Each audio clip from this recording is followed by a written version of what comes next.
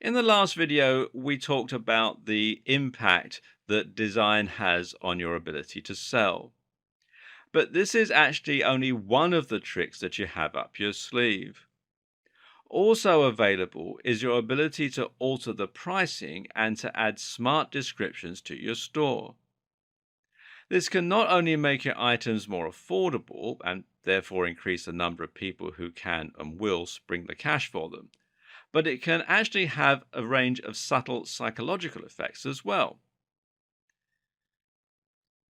Let's talk about some pricing strategies. And a good one is special offers and deals, or also scarcity. And a special offer is a great way to encourage more people to buy your products. And if you price this offer correctly, then the increase in turnover should also help to increase your profits. In other words, you might lose out on each individual item, but by selling more items, you can still increase overall earnings. But special offers and deals also have another effect. They introduce time pressure. People know offers last only for a finite amount of time, and thus, by introducing special offers and deals, you'll automatically make people want to buy more quickly instead of going away to think about it. This in turn is very valuable for you. Why? Because people are most likely to buy things when they act impulsively. People buy most of the time based on emotion, not reason. So if you can get them to act quickly, they'll be much more likely to spend the cash than if you give them time to go away and mull it over. By using an incentive to act faster, you thereby make them act more quickly and act more impulsively. And as such, they'll be much more likely to buy from you. Another way to make your audience act quicker is to make the products limited in stock. This creates scarcity, and in doing that, in turn, also makes your items more valuable and thus desirable. People want things that no one else can have. We talked about color contrast earlier and making your products physically stand out on your digital shelf. But there's another type of contrast to consider too, and that's the contrast between your price points. Whether we like it or not, our brains tend to automatically judge the value of something by comparing and contrasting it with other things. Something expensive only seems expensive, often, insofar as it is expensive compared to other things. What this means is that you can easily make something look a lot more affordable by putting it next to something very expensive. And at the same time, doing this can also help make the expensive items seem more premium and thereby luxury and desirable.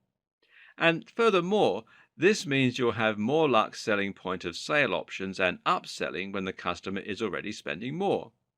When someone is spending $500 on your website, they won't think much about adding $10 extra for a discounted product. But if they're only spending $5, then they'll be unlikely to want to add another $10 to the order. Think about this when choosing what to upsell and how to utilize POS. Another option is to let your customers create their own bundles. Now, bundling essentially means that your customers can choose precisely which items they want and which ones they don't need, and thereby they can save money by buying in bulk but not ending up with items that they don't want.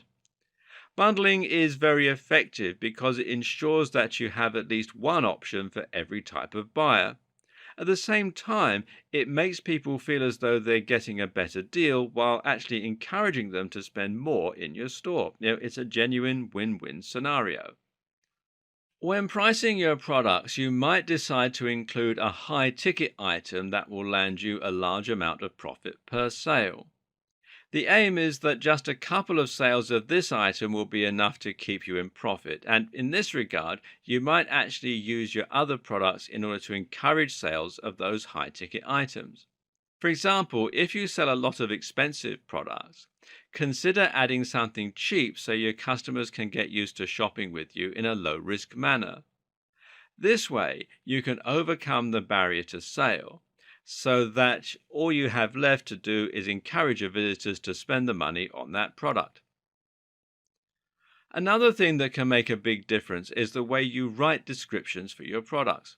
Here, your objective is to make sure that people act on impulse and are moved to spend money right there and then rather than going away to think about it. To that end, good persuasive writing for sales will need to focus on the emotional aspect of the product, and this means that you're going to emphasize the value proposition. A value proposition basically describes how a product will improve someone's life. In other words, don't just look at the sum of the parts, but what people actually want to gain from spending the money. For example, people don't buy dumbbells because they need something heavy. People buy dumbbells because they want to be strong, toned, healthy, attractive, and confident. This is what you need to emphasize in your pitch because it will ensure that your prospective customers start imagining what life could be like after they've purchased your item. Meanwhile, try to get people to imagine what your product will be like to own. Companies like Apple always use words like feel and touch a lot, and emphasize how quickly they can get their hands on it. Finally, there's split testing. We've seen how color, layout, and even wording can improve the effectiveness of your store and help you to get more sales. If you get all this right, then you'll be improving your optimization to increase conversions. But the question is how to know if everything that you're doing is working. And to ask that question, you can use something called split testing. This basically means creating two different listings for the same product, one using a red font, for example, and one using a blue font. You then observe how each listing performs over time and ultimately compare the results to see which design got the most sales. Once you have your answer, you adopt the winning change, and this way you can evolve your site over time until it's perfectly optimized to convert the highest percentage of visitors possible into paying customers. In the last video, we talked about the impact that design has on your ability to sell. But this is actually only one of the tricks that you have up your sleeve. Also available is your ability to alter the pricing and to add smart descriptions to your store. This can not only make your items more affordable and therefore increase the number of people who can and will spring the cash for them, but it can actually have a range of subtle psychological effects as well. Let's talk about some pricing strategies. And a good one is special offers and deals, or also scarcity.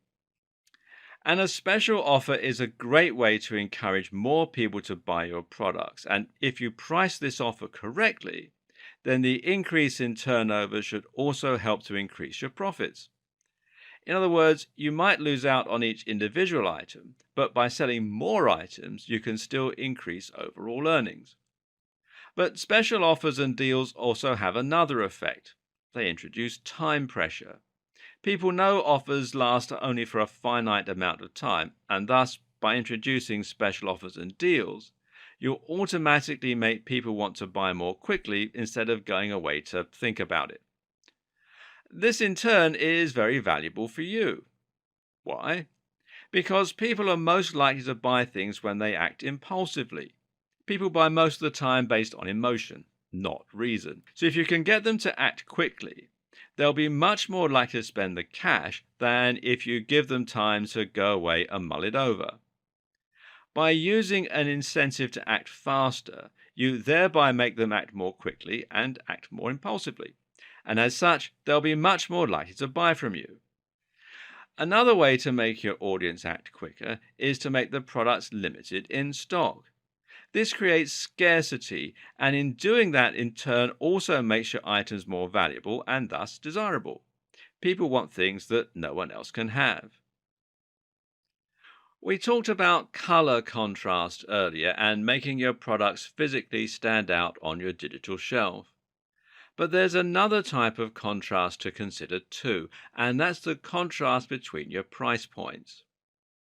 Whether we like it or not, our brains tend to automatically judge the value of something by comparing and contrasting it with other things. Something expensive only seems expensive, often, insofar as it is expensive compared to other things. What this means is that you can easily make something look a lot more affordable by putting it next to something very expensive. And at the same time, doing this can also help make the expensive items seem more premium and thereby luxury and desirable. And furthermore, this means you'll have more luck selling point of sale options and upselling when the customer is already spending more. When someone is spending $500 on your website, they won't think much about adding $10 extra for a discounted product. But if they're only spending $5, then they'll be unlikely to want to add another $10 to the order.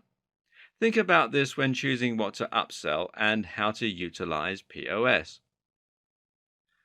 Another option is to let your customers create their own bundles. Now, bundling essentially means that your customers can choose precisely which items they want and which ones they don't need, and thereby they can save money by buying in bulk but not ending up with items that they don't want.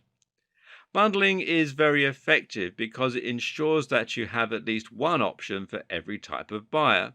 At the same time, it makes people feel as though they're getting a better deal while actually encouraging them to spend more in your store. It's a genuine win win scenario. When pricing your products, you might decide to include a high ticket item that will land you a large amount of profit per sale. The aim is that just a couple of sales of this item will be enough to keep you in profit, and in this regard, you might actually use your other products in order to encourage sales of those high ticket items. For example, if you sell a lot of expensive products, consider adding something cheap so your customers can get used to shopping with you in a low risk manner. This way, you can overcome the barrier to sale so that all you have left to do is encourage your visitors to spend the money on that product. Another thing that can make a big difference is the way you write descriptions for your products. Here, your objective is to make sure that people act on impulse and are moved to spend money right there and then rather than going away to think about it. To that end, good persuasive writing for sales will need to focus on the emotional aspect of the product, and this means that you're going to emphasize the value proposition. A value proposition basically describes how a product will improve someone's life. In other words, don't just look at the sum of the parts, but what people actually want to gain from spending the money. For example, people don't buy dumbbells because they need something heavy. People buy dumbbells because they want to be strong, toned, healthy, attractive, and confident.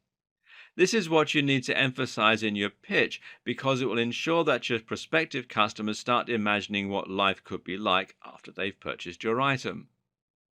Meanwhile, try to get people to imagine what your product will be like to own. Companies like Apple always use words like feel and touch a lot, and emphasize how quickly they can get their hands on it.